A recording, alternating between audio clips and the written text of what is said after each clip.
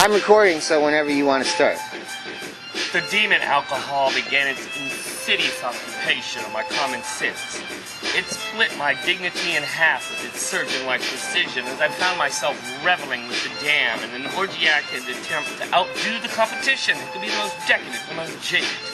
I found myself laughing at my sordid past of prostitution and moral degradation.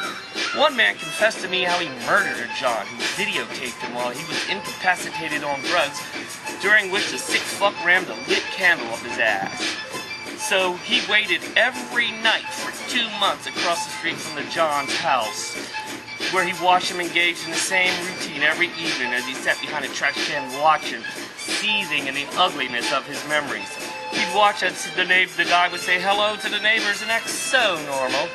He said he waited for it to be a rainy night as he, the John, was placing his key in the door. He ran up with an empty wine bottle and smashed it across his head, but John fell in the doorway and the memories clouded his mind and began pounding and pounding and pounding until he realizes that blood has gotten on his favorite Pink Floyd t-shirt that he got at a concert that his older brother's best friend had bought him after he sucked his dick in his truck as they drove to the concert.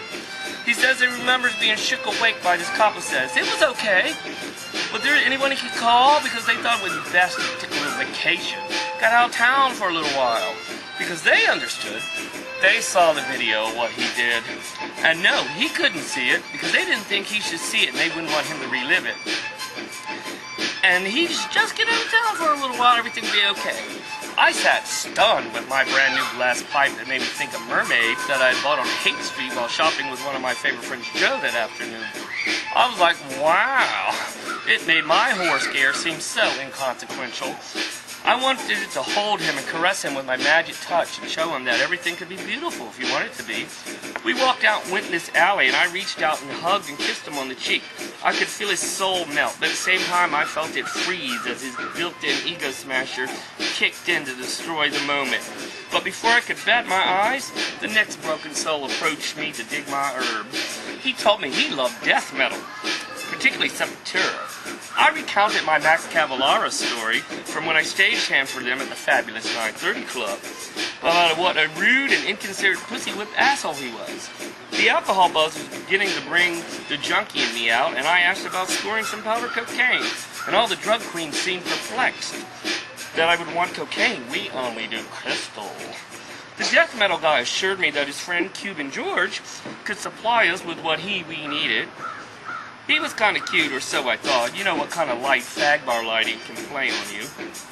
But anyways, I decided to play along. We left the hole in the wall, walked down to the mission. We were having this great conversation. I was ready, even though it was probably the alcohol speaking. I was ready to get raw with him. We approached this bus stand where Super Soul Sister and a Heat Man were running their crack shack. Heat Man jumped up, said, "You better not be cops," I laughed. "I'm just a crazy-ass faggot. I want some powder cocaine." I had my money ready because I know all about street hustle. I showed $80 and said, "What can I get?" Soul Sister asked again if we was cops. I said, "I'm just an East Coast freak looking for a rush, baby." She handed me a crumpled up piece of brown paper towel filled with evidently what turned out to be crack.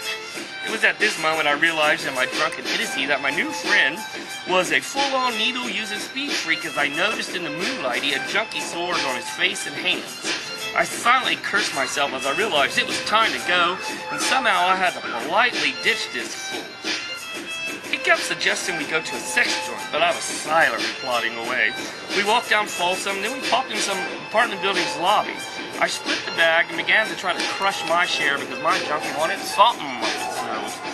And then out of the corner of my eye, in like 30 seconds, I realized he had a needle in his hand, a plastic bag that held his IDs. He removed him, crushed his half of the crack rocks into it, then he pulled his dick out, urinated into the bag, then he stuck the needle in the bag, dripped the fluid till it filled the needle, then he jacked up his arm, the blood flowed into the syringe, and he plunged it into his arm.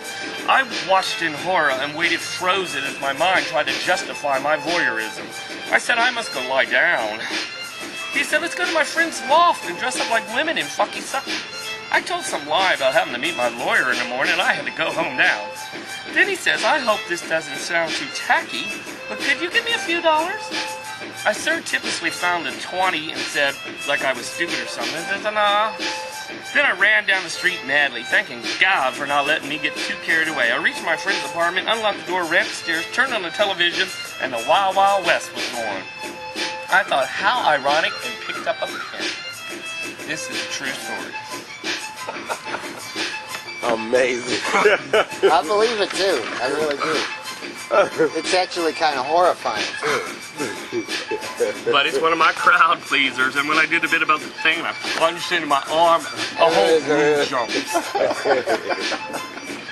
They cringe, I guess, right? Oh, they love it. And, this is the part that's got me my biggest applause. I've won 2 poetry slams with this poem. Oh, God. Tell us about the music. What's the music that we're listening to? Is it just a it's loop? just an instrumental, instrumental loop. Cool.